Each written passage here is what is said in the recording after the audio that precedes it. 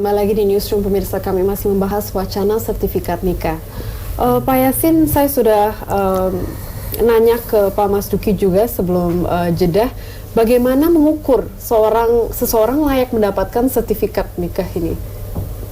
Ya, tentunya apabila dia telah secara formal itu, yaitu nikah secara resmi sesuai dengan aturan perundangan yang berlaku. Bagi yang beragama Islam kan harus nikah itu di KUA. Gitu.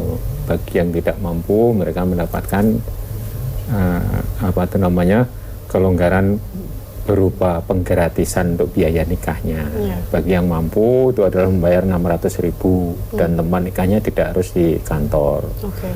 Untuk mendapatkan sertifikat itu, sebelum pelaksanaan hari H nikahnya itu KUA juga melakukan suatu pembimbingan. Yaitu muatan substansi arti pentingnya orang berkeluarga dan saling memahami di pihak istri maupun suami, apa kewajiban masing-masing itu. Nah, kalau dia itu sudah mendapatkan pembimbingan itu plus yang lain mungkin yang sifatnya adalah secara substantif adalah keilmuan untuk nikah itu, maka itu layak diberikan sertifikat dan tentunya melalui pengaturannya. Kalau misalnya masih terjadi kekosongan pengaturan tentang syarat untuk diberikan itu, ya segera diatur melalui peraturan pemerintah atau apapun lah, atau mungkin didelegasikan ke peraturan Menteri Agama, itu bisa saja seperti itu. Kita sudah bahas kalau program pranikah itu penting atau enggak, tapi apakah hal ini malah mempersulit masyarakat yang akan melaksanakan ibadah pernikahan? Ya, sebenarnya tidak, karena selama ini sebenarnya sudah terjadi. Jadi pembimbingan itu pranikah itu calon temanten harus datang ke KUA untuk mendapatkan suatu katakanlah pendidikan dan pelatihan untuk pernikahan atau pranikah itu secara singkat. Beberapa hari begitu harus datang dan mungkin ditambahkan substansinya setelah adanya kebijakan untuk mengeluarkan sertifikat ini. Nah, sehingga orang itu menjadi betul-betul dewasa dan mature untuk menghadapi kehidupan yang baru, yakni punya pasangan. Begitu, Mbak. Bapak Mas Duki, tanggapan Anda, apakah hal ini malah mempersulit masyarakat? Tidak boleh ya negara itu mempersulit masyarakat. Itu tidak boleh. Karena negara itu hadir dalam konteks pernikahan itu sebenarnya untuk mempermudah. Jadi tugas dan fungsi negara hadir di situ itu sebagai bagian yang tadi oleh Mas Yasin disebutkan sebagai bagian dari hukum positif itu adalah untuk mempermudah. Dalam bahasa agamanya itu ada disebut kaidah fikih namanya tasarruful imam ala ra'iyah manutun bil masalah. Jadi pemimpin itu hadir untuk muncul di masyarakat itu, dia memberikan kesejahteraan. Nah, kesejahteraan tentu saja bukan dalam bentuk hanya misalnya saya bisa makan gitu, saya bisa berpakaian, bukan hanya itu, tetapi memberikan kemudahan-kemudahan akses di dalam apa? Di dalam misalnya ya menikah, di dalam misalnya proses izin dan seterusnya.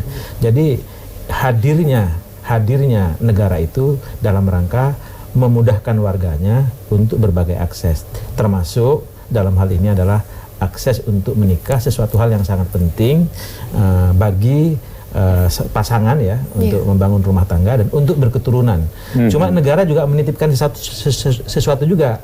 Bagaimana kalau berketurunan supaya keturunannya berkualitas, tidak terjadi stunting. Nah, disitulah konten-konten diberikan. Termasuk konten yang sangat penting itu nantinya insya Allah ya, Pak Yasin ya, seorang khatib memberikan khutbah nikah itu, salah satu kontennya itu adalah konten mengenai penting jangan terjadi anaknya stunting dalam 1000 hari ketika dia mulai hamil sampai lahir itu selamat dari stunting, sehingga generasi muda di Indonesia itu adalah generasi muda yang lebih baik dari bapak ibunya dan negara ini menjadi negara yang maju.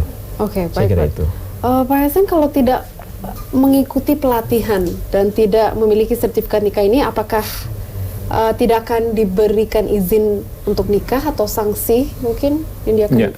Tujuannya kan tadi disampaikan oleh Pak Kiai Mas Duki tadi kan untuk meningkatkan atau to enhance the quality of life of the people of Indonesia, tentunya kan begitu. Jadi untuk meningkatkan kualitas hidup masyarakat Indonesia itu. Jadi tidak hanya sekedar sah sesuai dengan syariah, tapi hal-hal yang lain yang dipertimbangkan. Dan dengan pendidikan dan pelatihan ini kan tentunya akan dibuka forum untuk berkonsultasi atau tanya jawab seperti itu, sehingga orang menjadi paham tidak hanya one way traffic communication, nanti ada two way traffic communication tentang hal-hal yang dihadapi secara real oleh calon pasangan itu, sehingga secara solutif itu pihak KUA bisa memberikan katakanlah nasihat-nasihat kepada calon pasangan. Itu saya kira bagus itu. Tadi Pak Yasin juga mengatakan persentase keceraian di Indonesia naik ya?